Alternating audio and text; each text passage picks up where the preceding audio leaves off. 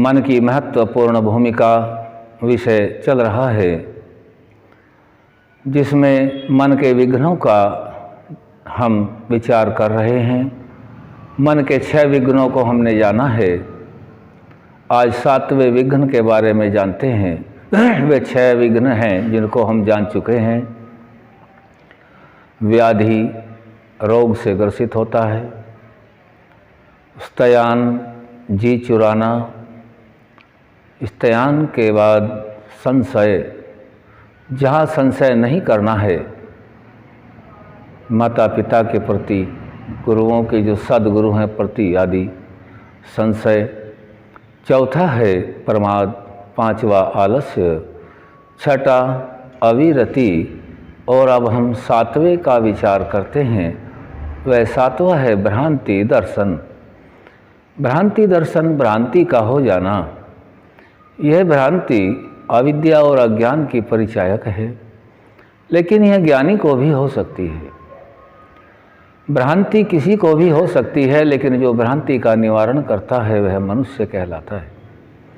और भ्रांति के वशीभूत होकर के उसी में लिप्त हो जाना, उसी की कल्पना करना, उसी के बारे में सोचना, यह योग्यता नहीं है।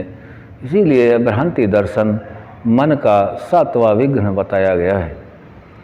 इस विघ्न से बचे बिना हम उन्नति अपनी नहीं कर सकते। भ्रांति दर्शन ज्ञान का भी होता है, रूप का भी होता है, अन्य पदार्थों का भी होता है। देख लेते हैं हम कहीं, जैसे उदाहरण दिए जाते हैं, आप सभी जानते हैं। जैसे रेगिस्तान में चले जाएं तो दूर रेत का टीला या रेत की जगह पर लगता है कि वहाँ जल भरा हुआ है, लेकिन ऐसा नहीं मिलता है। वह भ्रांति है। उसका दर्शन भी किया हुआ है, वह हमने अनुमान प्रमाण से जान लिया था, लेकिन वह भ्रांति होती है।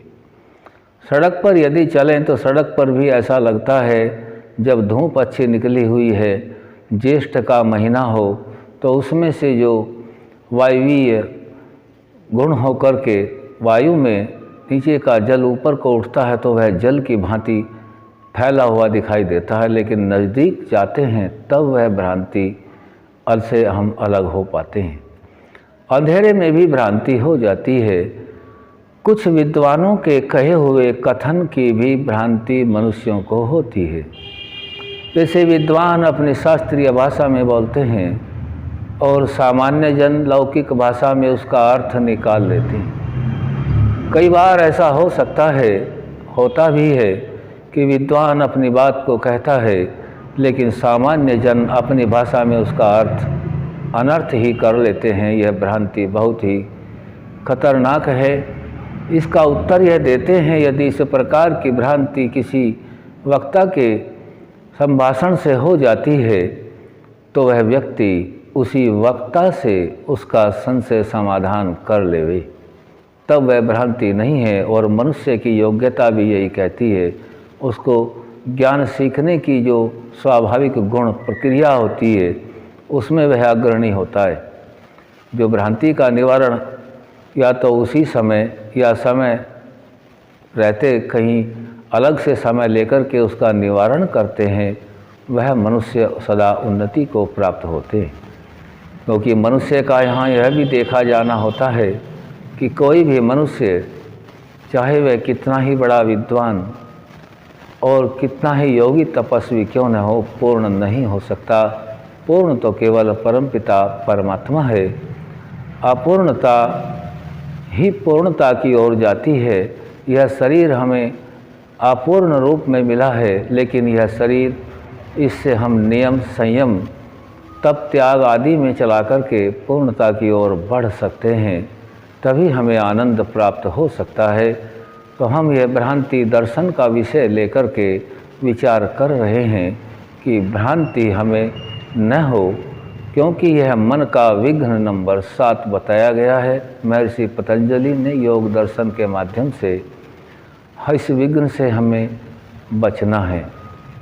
और बचने के रास्ते वही हैं, सत्पुरुषों का संग करें और विवेक से सत्य असत्य को जानें, बुद्धि को बढ़ाएं, फिर वैराग्य उत्पन्न करके, संशय दूर करके भ्रांति किसी भी प्रकार की यदि मन में है तो उसका दोष का भागी केवल मनुष्य होता है, और यदि भ्रांति का निवारण करता है तो वह मनुष्य द्वेष और अहंकार से भी बच जाता है।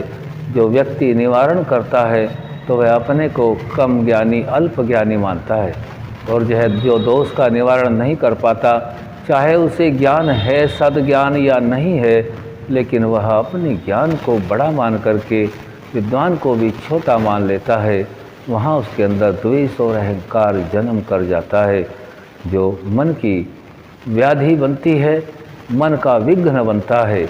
यह मन का 7वां विघ्न से बचने के लिए, अपने आप को अहंकार और क्रोध से बचाने के लिए इस विघ्न को नहीं पनपने देना चाहिए। हमें अपनी उन्नति करनी है तो इस विघ्न को हटाना ही पड़ेगा। जो ऋषि और मुनि इस प्रकार से हमें समझा कर गए हैं सरल शब्दों में कि हमें राग, द्वेष, अहंकार आदि से बचना है, तभी उन्नति संभव है। यह आज हमने थोड़ा सा भ्रांति दर्शन के विषय में जाना है, आगे फिर रखेंगे। ओम शांति।